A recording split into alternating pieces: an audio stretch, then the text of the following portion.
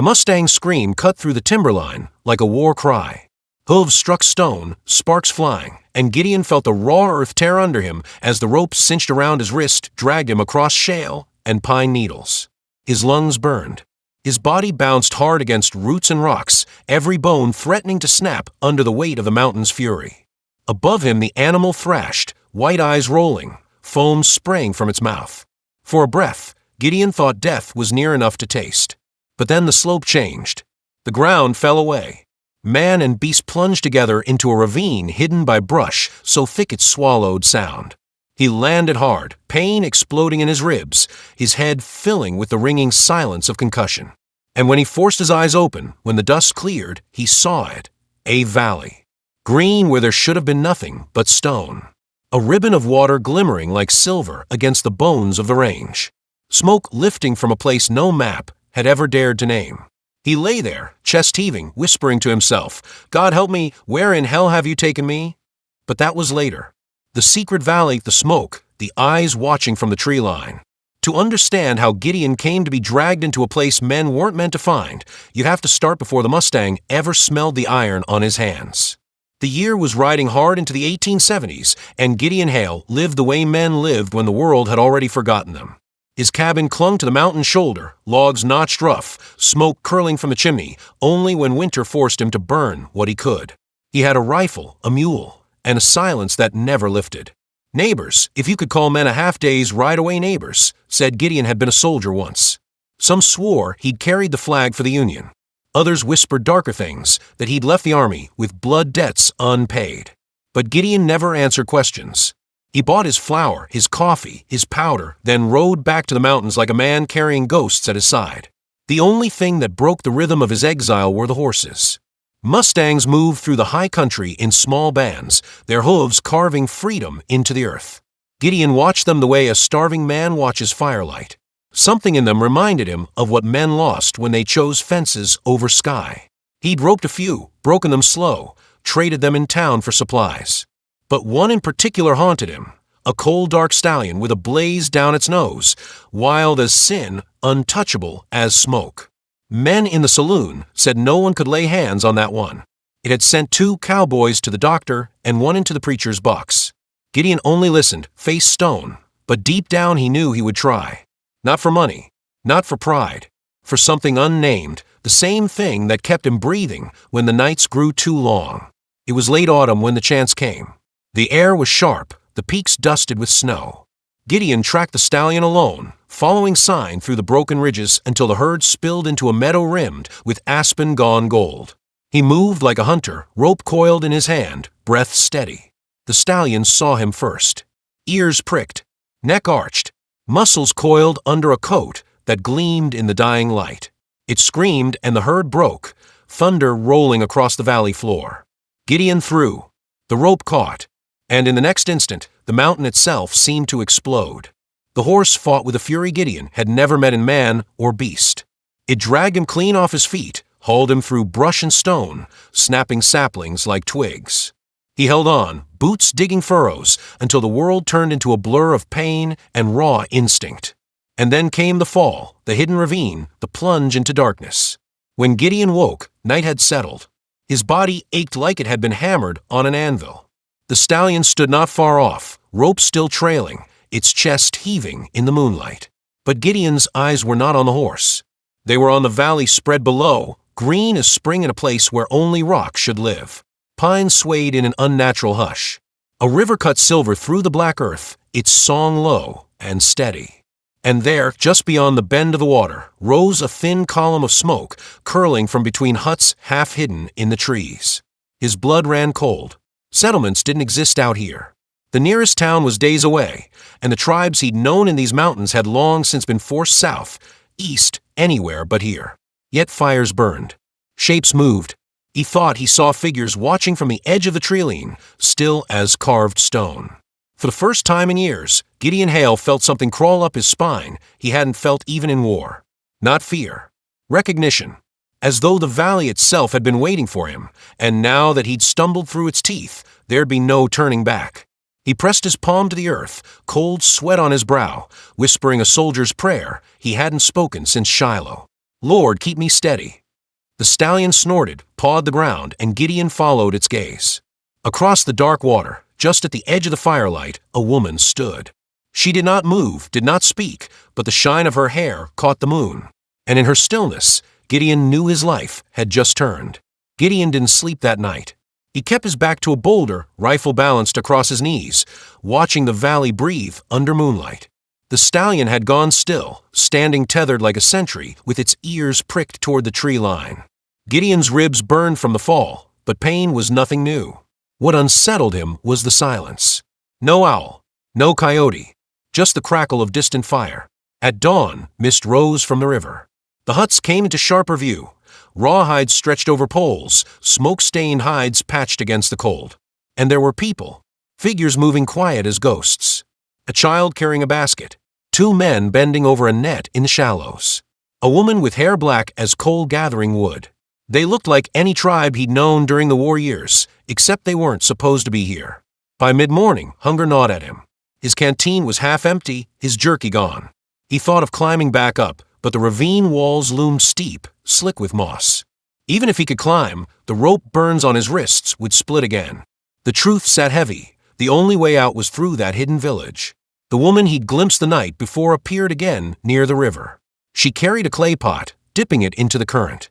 Gideon studied her from the brush, not daring to move.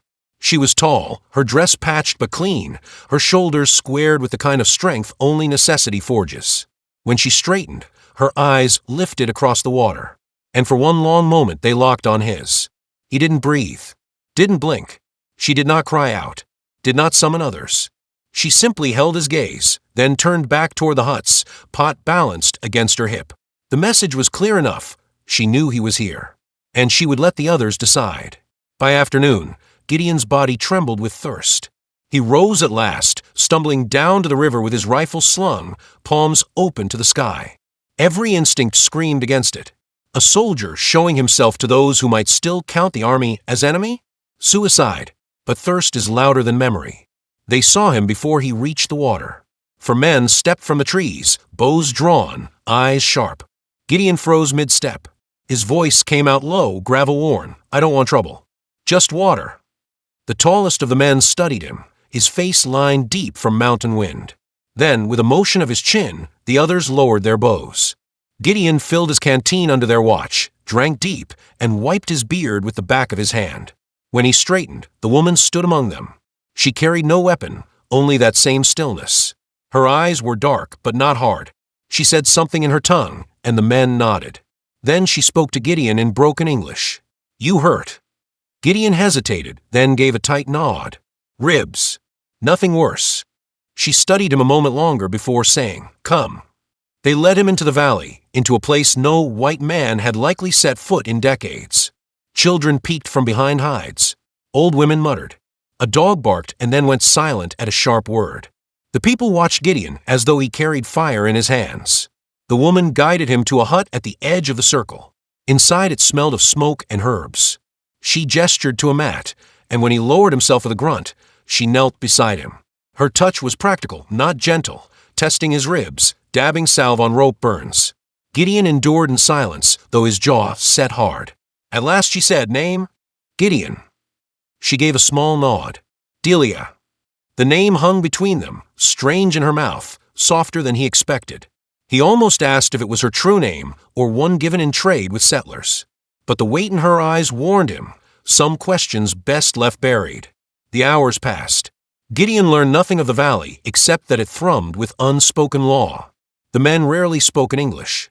When they did, it was clipped cautious. But he saw enough in their eyes to understand he was not wanted. At dusk, a council fire burned. The men gathered in a circle. Gideon was pulled to its edge, 2 young braves gripping his arms, though he didn't resist. The elder spoke, his words carrying like gravel over stone. Gideon couldn't catch it all, but he knew judgment when he saw it. Finally, Delia translated in her halting tongue. They say no strangers, no white men. Too much death already. She glanced at him, voice lower now. They say you should not leave. Gideon's jaw tightened. You mean I don't leave alive? Delia didn't answer, but the flicker in her eyes was enough. He could have begged, could have sworn he meant no harm. But Gideon had been a soldier. He knew that eyes watching him weren't hungry for words. They were weighing his soul. He drew a breath, let it out steady, and said only, "Do what you must." The elder's gaze lingered. At last, he raised his hand and the men stepped back. A verdict had been reached. Delia leaned close enough for only him to hear. "You stay. Not free. Not yet. But stay." Gideon's chest tightened, not from the ribs, but from the truth pressing down. Stepping into this valley had chained him to its fate. That night, lying on the mat beneath smoke-dark hides, he listened to the valley sleep. Children whispered. Fires popped. Somewhere outside, horses stirred. And Gideon Hale, mountain man, soldier, exile, realized he had made a choice without meaning to. He had accepted water from their stream. He had sat at their fire. And in the Old West, those choices bound a man more tightly than any rope. The valley did not stay quiet for long. 3 nights passed, each one heavy with smoke from the council fire, each one filled with Gideon lying awake while the others slept. He felt the weight of their eyes even in the dark. Children stared from shadows. Men muttered when he walked past. And though Delia tended his ribs with the same silent care, he saw the storm building in the set of her jaw. On the 4th morning, the storm broke. It began with a rider, not one of theirs. The boy who spotted him came running through camp with eyes wide and hands waving. Gideon had seen that kind of panic before, on scouts who brought word of cavalry columns, on farmers who saw dust rising where no dust should be. The elder stepped from his hut, face carved from stone. Voices rose. The whole village gathered as the rider came down from the northern ridge. He was no stranger to Gideon. His hat was broad, his boots scuffed, his rifle slung carelessly. A mountain trapper, the kind who drank hard and boasted harder in the saloons of Helena. His name, Gideon recalled with a tightening jaw, was Clay Dobbs. Dobbs reined in at the edge of the village, eyes roaming over hides and huts with the greed of a man who'd stumbled into buried gold. "Well, I'll be," he drawled, spitting to the side. "Knew I seen smoke where smoke ain't as supposed to be. Thought it was ghosts. Guess it's worse, Injuns hidin' where they don't belong." The braves bristled. Hands hovered near bows. Dobbs just grinned wider, and then his eyes found Gideon. "Hellfire. Gideon Hale. Thought you was dead. Folks in town said you'd gone and buried yourself in the rocks. Looks like you've been keeping company instead." His words carried like poison. Gideon knew what they meant. If Dobbs had found the valley, others would follow. And men like Dobbs didn't keep secrets. They sold them. That night the council gathered again, fiercer than before. Gideon sat near the fire, bound at the wrists though his wounds had hardly healed. The elder's voice was sharp, urgent. Delia translated only enough for Gideon to understand. "They say, if Dobbs brings men back, valley will burn. They say you opened the way." Gideon swallowed hard. "I didn't lead him. The stallion dragged me here. It was chance." Delia's eyes cut through him. "No chance. You came." He followed. "Now all follow." The fire popped. Ash swirled. Gideon felt the eyes of every man, woman, and child pressing against him. He thought of the soldiers' torches he'd seen years ago, burning lodges while screams carried into the night. He thought of how easy it would be for men like Dobbs to do the same here. And for the first time since his exile began, Gideon felt shame heavy as iron. The next day, proof arrived. From his mat, Gideon heard at first the distant echo of hooves, too many to belong to hunters. He stumbled outside, ribs aching, to see riders cresting the ridge. 6 men, rifles glinting, faces hard with greed. Dobbs led them, his grin split wide. The braves lined the riverbank, bows strung, spears ready. The elder stood tall, but even Gideon could see the numbers favored the intruders. Dobbs raised his voice. "Ain't no law in these hills says you can squat on good land. That valley's ours now. You can leave it standing, or we can make you leave it burning." Silence fell like an axe. Delia stepped forward, hands tight around the hem of her dress. Her eyes met Gideon's for only an instant, but in that glance he saw it, what she expected of him. He wasn't one of them. Not by blood, not by right. But he was the only man here Dobbs might listen to, the only one who could stand in both worlds. The kind of man who could choose. The riders began to spread, circling like wolves. Children were pulled back into huts. Women clutched knives they'd never wanted to use. And then came the sound that made Gideon's blood run cold. Hoofbeats. Not from the ridge, but from the deeper forest. The stallion. Its scream tore the air as it broke from the trees, wild mane flying, eyes burning like coals. And behind it, other shapes. Shadows on horseback. Riders without the gleam of rifles, without the clatter of iron. Painted faces. Spears tipped in stone and fire. They rode the valley like it was their birthright. Dobbs swore loud enough for the whole valley to hear. God damn it, I told you there were more. The elder lifted his staff high, the braves answering with a cry that shook the leaves. Gideon stood frozen between two fires, the rifles of men he once might have called kin, and the riders whose war paint spoke of vengeance. The Mustang reared, screams splitting the valley sky, and Gideon understood the truth. The valley was no secret anymore. It was a battlefield waiting for blood. The night burned with firelight, but no shots were fired. Not yet. The standoff stretched across the valley floor. Dobbs and his men kept their rifles shouldered, eyes flicking from the painted riders to the villagers gathered by the river. The new riders didn't rush in, they circled instead, horses snorting steam in the cold night, spears held high. The stallion Gideon had roped days ago pawed the earth at their head like a black flame come to life. The elder stood unmoving, staff raised. His people clustered behind him, women clutching children, men ready with bows they knew would break against rifles. Gideon felt the weight of all their eyes. He stood between two fires, neither side trusting him. He could have slipped away into the trees, could have let both sides bleed each other out. That would have been the mountain man's way. That would have been the exile's way. But Delia was there. She stepped forward, breaking the circle of men, her shoulders squared though her hands trembled. She said something sharp to the elder, then turned to Gideon. Her voice was low, urgent. You tell him, she said, nodding at Dobbs. Tell him, this valley not for gold, not for land. It is for the lost. Gideon's brow furrowed. The lost. Her eyes glistened in the firelight. Widows. Children. Ones left behind when war came. Union, Confederate, Indian, does not matter. All come here. All stay. It struck Gideon then, like a hammer to the chest, the faces he'd seen in the huts, the mix of features. The boy with pale hair and dark eyes. The old woman who spoke Lakota but wore a rosary. The camp wasn't a tribe. It was a refuge, a gathering of the broken. Dobbs barked across the fire. Hail, you gonna stand there dumb, or you gonna tell these bastards their time's up? Gideon's throat worked. He stepped forward, raising his voice so the ridge carried it. They're not hiding gold, Dobbs. They're hiding their dead. They're broken. You burn this place, you ain't talking land. You're killing widows and orphans. The men on the ridge laughed harshly. One spat in the dirt. Ain't my problem if they're squattin' where they shouldn't. But Dobbs didn't laugh. His grin was gone, replaced by a flicker of doubt. Gideon pressed harder, voice steady though his ribs screamed with every breath. You burn this place, you'll answer for it. To every soul you send screamin' into the night. You think you can drink enough whiskey to forget that sound. The painted riders circled slower now, their leader watching Gideon with eyes like flint. Delia stepped to Gideon's side, her hand brushing his sleeve. It wasn't affection. It was anger. She spoke in her tongue, words falling like a prayer. Gideon didn't know them, but he felt them. When she finished, she turned back to Dobbs. He says, she faltered, then shook her head. No. I say, if you judge us for staying alive, you're same as soldiers who killed without asking names. Her voice cracked, but she held his eyes steady. A silence heavier than gunpowder settled. Dobbs's men shifted, uncertain. The elder lowered his staff, just slightly. The riders reined in their horses, waiting. And Gideon realized the valley was balanced on the edge of a whisper. Not a bullet, not a spear. A whisper. He looked at Delia. Her jaw was tight, but her eyes were raw, pleading, not for herself, but for all those faces behind her.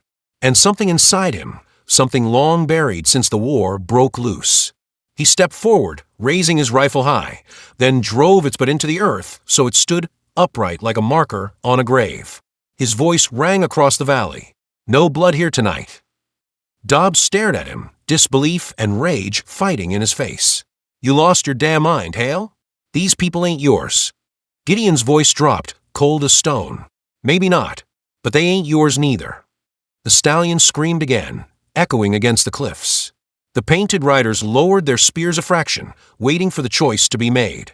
Delia's hand stayed on Gideon's sleeve. Not pulling, not pushing. Just steady. And in that silence, in that fragile thread between war and mercy, Gideon knew the truth. Whatever happened next, he wasn't a ghost anymore. He belonged to this valley now. The dawn came slow, spilling pale light over the ridges like a hand drawing back a shroud. Smoke curled from the embers of the council fire, and the valley lay hushed, as if the whole world was waiting to exhale. Dobbs and his men had not slept. Their rifles hung loose, their eyes bloodshot. The painted riders still ringed the camp, silhouettes against the breaking light. And Gideon stood in the cold, every bone aching, knowing that what happened in the next breath would mark the valley forever. The elder rose first.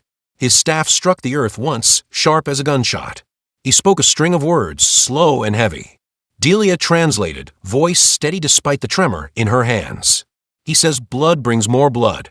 If it starts here, it never stops. The valley must not be stained. Dobbs spat in the dirt. So what? We just walk away. Gideon stepped forward. His ribs screamed, but he kept his shoulders square. You walk away because there's nothing here for you. No gold. No land worth fencing. Just people trying to breathe where the world forgot. You take this from them, you'll never sleep quiet again. Dobbs's men shifted, glancing at each other. One muttered, ain't worth it. Another shrugged, lowering his rifle. Dobbs's jaw worked, pride and greed warring in his eyes. He leveled a long look at Gideon. You always were half mad, Hale. His gaze flicked to Delia, then to the huts behind her. Maybe more than half. But when he swung into the saddle, his voice carried a different weight. We'll leave this ghost hole. But mark me, word gets out, and others won't be so gentle. With that, he turned. The others followed, their hooves drumming up the slope until only silence remained. The painted riders lingered. Their leader, a man with scars across his jaw, rode forward until he was near enough for Gideon to see the lines around his eyes. He studied Gideon a long moment, then nodded once. No words. Just that single, quiet mark of respect. Then, as one, they wheeled their horses and vanished back into the forest, shadows swallowed by dawn. The valley exhaled at last. Children spilled from the huts, women clutching them close. The elder lowered his staff. And Delia, still standing at Gideon's side, let her hand fall away from his sleeve. You changed it, she said softly. Gideon shook his head. No, they chose. All I did was stand still. But she looked at him with something deeper than gratitude, something that made his chest ache in a way no wound ever had. The days that followed blurred into a rhythm. Gideon helped mend huts, fetched water, even split logs with hands still raw from rope burns. The people did not embrace him, not yet, but they no longer looked at him like a curse. Children laughed when he stumbled under the weight of firewood. An old woman pressed dried meat into his hand without a word. Delia worked beside him, quiet as always. Yet in the evenings, by the river's edge, she would sit near enough that their shoulders nearly touched.